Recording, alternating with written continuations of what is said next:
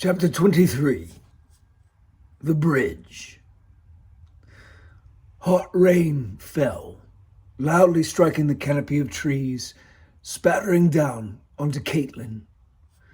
When it hit her, her first thought was that it was blood. She wiped her face and it came away clean. No hemoglobin, just rain. She stopped and caught her breath. She stared up as the water poured down, saturating the snow on the branches and sending balls of slush in ice plummeting to the earth. She looked back as Francois caught her. A dozen torches entered the field behind them, following a woman on horseback no more than 200 yards away. Caitlin grabbed Francois and pulled him along. She had to shout over the downpour. "Come on! The rain will ruin our tracks. If we can lose them now, they won't be able to find us in this mess without bloodhounds." Francois nodded. Here was hope. Caitlin took his hand and ran south. The storm of lightning above them, crackling in the air, seemed to build in the clouds as it danced and growled inside them, spreading out in overlapping staccatos, then alternating between pulling bolts upward from the ground and hurling them back to the earth with vicious cracks. The Lafayette artillery dump opened up before them, its big guns and ordnance gleaming in the fresh wash of water that stripped them of their snowy cover. Caitlin and Francois ran along the pathway that cut through the stacks. For a brief moment, Francois recalled his time with the Imbangala and the massive firestorm he had unleashed with the grenades in his haversack. He imagined the 30,000 shells here detonating as one. There was enough TNT in the piles and rows to destroy a city, but he had no means to begin the ignition. Attempting to harness one of the artillery pieces would take half a day, and at this point, he did not believe they had half a minute to spare. The dozen chasing them with torches were on foot, but he had seen the woman on horseback and recognized her from the Riqueval Canal. He could imagine the ending already. The rider would run them down. The dozen would feast on whatever remained. They exited the ammunition park at a dead sprint. Then they heard it, the hollow bam of Isaiah's grenade exploding. A long moment passed, then there was a Lewis gun's thunder. "This way!" Francois yelled. He squeezed Caitlin's hand and led her south, changing course and running toward the gunfire. They covered 1,000 yards. Then they heard the clatter of hooves coming. Caitlin pulled Francois' arm and he followed her as she cut right, leading him into a tight alleyway. The rain poured off the eaves of roofs left in shambles by the German invaders. Caitlin and Francois froze and watched the alley's mouth. The rider cantered past, a timpani of steel-shod hooves smacking cobblestones. Caitlin grabbed Francois and led him, tearing away down the dark alley.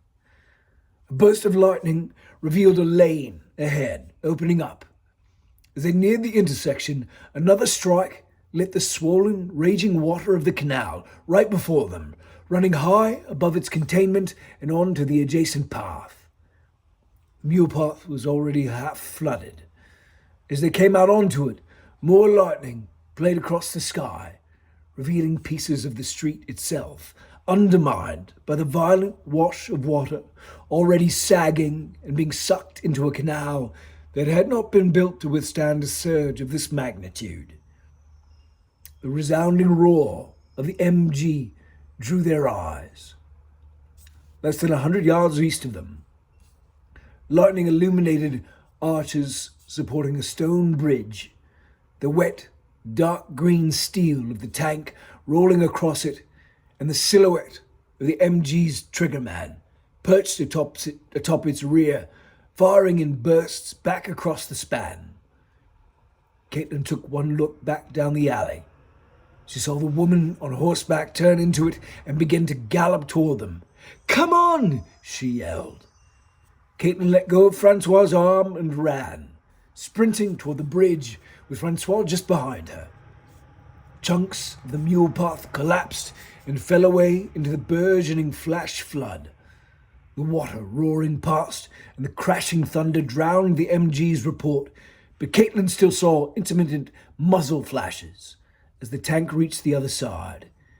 Its treads locked, there was a pause, then it spun in a circle until it was facing back the way it had come. As they reached the stone stairway that climbed up to the bridge, Caitlin shot a glance back. The woman on horseback had slowed, moving with care on the collapsing road. A lightning burst showed the dozen men behind her running in her horse's wake. Caitlin put her head down and surged up the steps, arms pumping, breath heaving. She heard the flood of water before she saw it. The drainage ditch that nearly killed Finbar had been a gutter only 20 minutes past. Now it was a growing 8-foot-wide span of white water racing alongside the road toward the bridge, blasting its flow down into the canal. Caitlin hesitated, but Francois grabbed her hand. "Come." He stepped into the water. It nearly ripped his legs out from under him, but he found a piece of cobblestone in the mud and planted his foot on it. He put both hands on Caitlin's waist, then twisted and hefted her, throwing her across. She tumbled onto the roadway. "Go," he said. Then Francois stepped back out of the drainage ditch and drew his cutlass, turning to face the Red Maiden and her men as they climbed the stairs toward him. Isaiah was behind the trigger of the left-hand 6-pound artillery cannon. Judah Jai was stationed across the tank from him at the cannon on the right. "Aim for the cutwaters," yelled Isaiah. Judah Jai nodded. He squeezed the trigger and the entire tank shook and ached from the deafening boom. The shell exploded in a gout of orange flame, striking the bridge, sending shards of stone scattering down into the canal. While Judajai ratcheted the brass out and slid another into the breach, Isaiah took careful aim at the center of the span with his own cannon. His fingers settled on the trigger and he steeled himself for the report. A massive bolt of lightning lit the night. Isaiah saw them. Caitlin stood on the far side of the bridge, looking back to when Francois, cutlass drawn, had placed himself in front of a woman on horseback and her tribe. "Fuck," said Isaiah. Before Isaiah could yell out, Judajai pulled his trigger a second time, and his cannonade hit the cutwater again, ripping a piece of the center arch away. Hold on, Isaiah yelled. Judajai barely heard him, but he glanced over and held his trigger. "My friends, they're out there. Wait till I get them across." "What?" asked Judajai. "Two of my friends, they're on the other side. Hold up a second," hollered Isaiah. "Quickly!" yelled Li Peng. Isaiah grabbed the flare gun and the Mauser. He spun the grenade launcher off the rifle's barrel, shoved open the hatch, and leapt up and out into the rain. Finbar Kelly lay in the shelter of the bridge's parapet, huddled in a ball, barely hidden from view of the tank. He heard the explosions and felt the bridge shudder from Judajai's assault. The guns went silent. Finn knew he had to get up and run, but he imagined the machine gun finding him the second he rose and cutting him down. Then he imagined escaping the tank's fire, only to walk into the arms of the Romans, empty-handed and proven useless. He would be crucified and more before dawn. Lying on the bridge until the tank took the choice away from him did not seem like the worst possible option. Finn looked back as lightning rent the sky. He was shocked. Caitlin O'Leary was not 20 feet away from him, easing slowly onto the bridge, staring back the way she'd come. Suddenly, pop! A very light flare burst above her, bathing all in silvery magnesium light. Caitlin spun toward the flare. She saw the flash of the kukuri blade laying on the wet cobblestones where Finn had dropped it. She reached down and grabbed the heavy knife, holding it in front of her, warding whatever was coming out of the darkness over the bridge toward her. Finn's mind, so elementally gifted at cold calculation, did the math. Perhaps he could return to the Romans less than empty-handed. Perhaps the gift of Kate would be enough to purchase his life. "Caitlin!" he yelled. She saw him, soaked and dirty, feral and bloody. She shied back. "It's me, Kate! It's Finn!" He stood and ran to her, slowing as he approached, hands up, offering peace. "Finn? Aye!" He tried to give her his most charming smile, but with his hollow cheeks and sunken eyes, there was little charm to be had. "Come with me! These devils on that bloody tank will blow you to bits! I know a safe place!" He grabbed her hand and pulled her toward him. He felt her resistance. He knew he could overcome it by force if he had to. "Come on, girl! It's me!" "Francois, we have to try to save him!" Finn looked at the flooding mule path. He saw the clash of blades and heard the cries as Francois fought the demons. Finn nodded. "Give me the knife!" Caitlin held the kukuri out, and Finn ripped it from her hand. He shoved it into his belt, then wrapped his hand firmly around her wrist. "You got to come with me, Kate. I know a safe place," Finn said. There was a roar of gunfire, and Finn dodged back to the parapet, dragging Caitlin down with him. When they looked through the source, they saw a man coming across the bridge, firing from the shoulder past Finn and Caitlin. In the glow of the falling flare, Caitlin recognized Isaiah Taylor's scarred face, moving with determination, loosing rounds toward the scrum of battle on the stone stairway behind her. The Red Maiden waved Egil and Colburn up the steps. "Take him," she commanded. They had not taken anyone in some 1,100 years. The hunger to fight the man before them made their mouths water. Francois stood his ground. As the first of the Vikings charged, he thrust his cutlass toward the man's face. The blade sunk into Colburn's cheek and was out again in a flash, slashing into his sword arm and nearly severing it. Egil slowed his approach as Colburn backed away, switching his infantry saber to his left hand. As Colburn shrieked his battle cry and charged back up the stairs, Isaiah's flare exploded above them, bathing them all in its white fire. Francois's blade slashed Colburn across the belly and knocked his sword aside. As they crashed into each other, Francois twisted his hips, throwing Colburn past him into the rushing water of the ditch. It yanked him under, sucking him away, throwing him over the side of the ditch and into the canal. The rip of the water pulled him down, and he vanished beneath it. Francois spun back toward Egil, who was coming fast. He caught the first blade and turned it aside with a clash of steel. Then something sharp stabbed out, and he felt a dagger's point strike his hip bone. Before he could stab again, Francois punched his pommel into Egil's mouth, cracking teeth and jawbone. He pushed the Viking backward, barely escaping the dagger's second thrust, and swung down with his cutlass. The razor-sharp blade ploughed halfway through Egil's neck.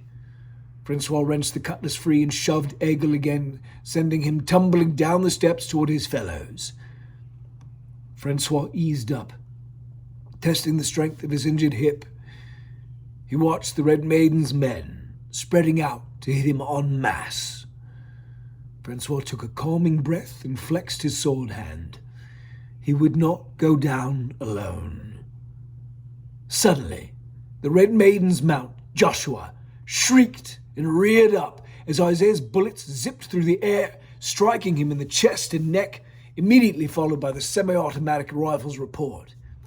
Joshua let out a keening whinny of pain, eyes rolling. The Red Maiden tried to hold on, but he bucked again and threw her off, forehoofs kicking wildly into the band of men around him.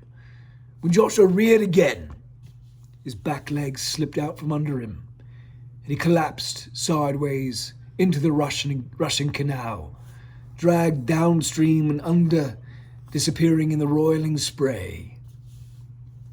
Isaiah pulled the Mauser's trigger, but there was no report. He ejected the cartridge magazine and grabbed a replacement from his haversack as he stalked forward. Lightning struck. He saw the Red Maiden and her men, peppered by his first fusillade, shoring up their ranks and advancing up the stairs toward Francois. Isaiah saw Finn and Caitlin huddled by the bridge. "Hey, get to the tank! We're gonna blow this bridge to shit!" he yelled. He slid the magazine home and wriggled the bolt, but it did not want to slide. Arthur Keith's warning about the Mauser's poor quality and service echoed in Isaiah's head. He muscled it, and the bolt slid, bringing around into the firing chamber. "Go on!" Isaiah ran past Finn and Caitlin, rifle raised, trying to separate his targets from Francois. He opened fire again, sending rapid-fire rounds spinning past Francois into the Vikings. Isaiah glanced back and saw Finn holding fast to Caitlin, setting her between them. "No," said Finn. "There's a safe place on this side. If you follow me, I'll take you." Isaiah shook his head. "Ain't a safe place nowhere close on this side of the river. Get to the tank." Isaiah turned to the mule path and emptied the magazine across the flooded ditch. "Francois, get across! Get across!" he yelled. But Francois could not respond or disengage. He was fighting for his life. Isaiah ejected the spent magazine and reached for a replacement, pulling it from his haversack and shoving it home. He forced the slide again and brought it up. He fired once, then the rifle seized. "Fuck!" Isaiah heard Caitlin cry out. He turned. The Kukuri was cutting the air, singing toward his head. He raised the Mauser an inch and it caught the blade squarely on the steel receiver. The blow knocked him sideways, and he fell to the street, scrambling to bring the barrel back up before Finn swung a second time. "No!" screamed Caitlin. She tried to grab Finn's arm, but he threw his elbow back, catching her squarely in the face. The impact sent stars shooting through her vision as she went tumbling to the pavement. She tasted the warm, salty wet of her own blood, pouring from her nose and mixing with the rain as she fought her way up to her knees, trying not to pass out. When Finn turned back toward Isaiah, he found him back on his feet. The Mauser was pointed directly at his face. "You a dead man, motherfucker!" Isaiah worked the bolt once. He squeezed the trigger. Nothing. Finn charged, Kukuri raised. Isaiah swung with the barrel of the rifle and caught Finn under the chin, but then the Irishman was on him, tackling him, trying to bring down the Kukuri, screaming bloody murder. Isaiah dropped the rifle and grabbed Finn, pulling him close, spinning toward the bridge's parapet, rolling hard, so that Finn's left arm was pinned against the stone wall, stopping him from bringing the blade to bear. Isaiah seized Finn's wrist, wrenching, trying to twist the blade out of it. His other hand found Finn's right forearm. He worked his way down it to the hand. He touched the edge of the dirty bandages. He caught hold of the bloody, splintered nubs that had been in Finn's fingers before the machine gun ruined them. He grabbed hold and twisted them back as far as he could. Finn's shriek was ear-shattering. He dropped the kukuri and tried to get hold of Isaiah's hand, anything to stop the surge of pain. Isaiah saw Finn rear back his head, then he was coming in a rush, bringing his forehead down into Isaiah's face as hard as he could. The force of the strike was brutal. Isaiah lost his grip on Finn. He swung his elbows together and locked them in front of his face, trying to fend off a second hit. When the second blow did not come, Isaiah looked up. He saw Finn's pale, pain-ravaged face in the dying flare light. He saw the Irishman's gaze shift to the distance, and a smile twisted his lips. Isaiah saw the kukuri blade catch light as it cut the air. It hit and embedded halfway through Finbar Kelly's skull. He crashed to the bridge in a dead heap. Caitlin stood over them in shock. The bloody kukuri fell from her hand. Finn lay still for a long second. Then Finbar Kelly's body twitched and twisted and wrenched itself up off the ground. Finn turned on Caitlin, screaming, and charged. She slipped away from his ruined hand, but he grabbed hold of her hair with his left and began pulling her to him. Pop! A blinding magnesium flare lanced up and struck Finn's right cheek. The white, burning mass stuck, setting flesh on fire, melting skin and eyeball and nose cartilage. Finbar dropped Caitlin and took 2 steps back. Then the flare exploded, and the burning elemental metal enveloped Finn's entire head in a halo of whiter than white fire. He stumbled back again. Isaiah's kick took him the rest of the way. Finn crashed backward over the parapet and hit the water. The burning magnesium submerged, but the fire did not douse it. The flames kept on jumping and dancing underwater as Finn's corpse was ripped under the bridge and dragged away downstream. Isaiah felt a flush of exhaustion. The effects of Finn's headbutt throbbed in his skull. Francois. The thought of his friend brought him back. He ejected the empty flare shell and reloaded. His eyes sought the kukuri blade and found it. He grabbed it and ran for the overflowing drainage ditch. But there was no one there.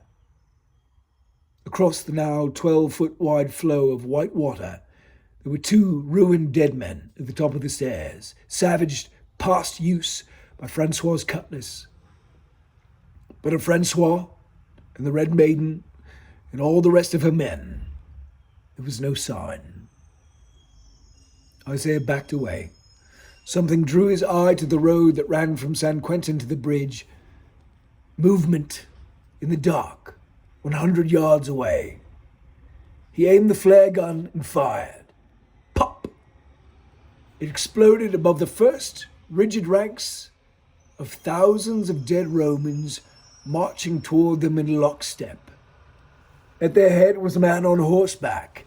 They were in no hurry, coming down the street at a steady, perfect cadence through the pouring rain, under the glaring magnesium's light. "Holy shit," said Isaiah. He took Caitlin's hand. "Run! Run!" Together they sprinted across the bridge toward the tank. When they reached the far side, Isaiah set his hands and held Caitlin onto the tank's hull. Isaiah scrambled up after her and pounded on the hatch. "Hit that bridge!" He turned to Caitlin. "Cover your ears!" She cupped her hands over them just in time. Both 6-pounders unleashed eardrum-shattering salvos that struck the bridge span dead center. There was a 2 count. Then the guns fired again and then again. Large chunks of rock and pavement crashed into the water, but the bridge held. The masons who laid its foundation 100 years prior would have been proud. Isaiah saw the Roman column moving toward the mouth of the bridge, steady on, undeterred by the cannon fire. He grabbed Caitlin's arm and led her to the top hatch. He pulled it open and eased her down and in. As he dropped his legs over the lip to follow, he noticed something in the air and paused. At first, it was more of a feeling than a sound, vibrating through him. But then the tank's hull picked it up and began to vibrate along with the air. It sounded like some 1,000-voiced choir, building from a shh to a scream. Isaiah looked east. In the lightning's flash, he saw a huge surge of water tumbling toward them through the canal, ripping away tow paths and building foundations as it came, pushing a tonnage of debris before it, led by the black hull of a German army barge. Ba-bam! The twin cannons fired again, striking the bridge. Isaiah realized it did not matter. He dropped down into the tank. The stench of cordite and gunpowder, gasoline fumes and dried blood was like a punch in the teeth. "Flood's coming! We gotta move!" Isaiah hollered. Li Peng was taking a shell from Shen Su and reloading when Isaiah reached the deck. His ears were still ringing from the shot, so he was not sure what Isaiah had said. "What?" Peng asked. "We gotta move! Flash flood!" Isaiah yelled. Oh, Christ. Peng processed the implications. He limped to the driver's seat. He clutched and shoved the gear into reverse. With a sudden jolt, he accelerated and they lurched in reverse away from the bridge. The surge of water struck the tank in the nose with the force of a massive fist, knocking them sideways. Caitlin, Isaiah, and Judajai went crashing to the deck as the water tried to flip them. Shen Su held fast to the cannon as they pitched and yawed. The horror of the Atlantic crossing came back in no uncertain terms. That he could survive that peril, only to be drowned in some lowly canal, seemed ridiculous. He looked at Zichang, who miraculously had achieved an even paler complexion than before. He clung to the wounded mastiff with his good arm. The tank pitched forward again as its tracks flailed in soft mud and water began pouring through the front viewports and Lewis gun sight, dousing Sergeant Lee. Suddenly, the treads found purchase. The tank leapt backward, slamming Li Peng into the console with a cry, but he held the accelerator firmly. The Daimler Knight roared and the tank ground up the bank. It reached a 45-degree angle, then dropped, engines screaming, pulling them up and out of the flood's wrath. As the treads found solid earth, it ground them away from the flood. Li Peng looked back to Shen Su with a ragged, grim-faced smile. "Saved by a dragon, eh?" Shen Su nodded, breathless. "Get back to the gears for me. I need your help steering," said Li Peng. Shen Su let go of the cannon and scrambled his way through the packed tank, past the ginger-haired woman and the scar-faced black man, past the black-haired fellow with brown skin and sharp eyes, past dear Zichang, who was almost certainly dying, and the massive, bloody mastiff beside him, who likely was too, but had offered her warmth as comfort to the little Chinese fellow, regardless of her pain. Shen Su settled in at the gears. The tank came to a stop. Li Peng struck the right side of the hull with the wrench. Su pulled the lever, and the tank spun 180 degrees. Li Peng waved him off, and Su released the track into gear. Then they were ploughing forward into the storm. The Romans, the canal, and the hell of San Quentin left further behind them with every passing second.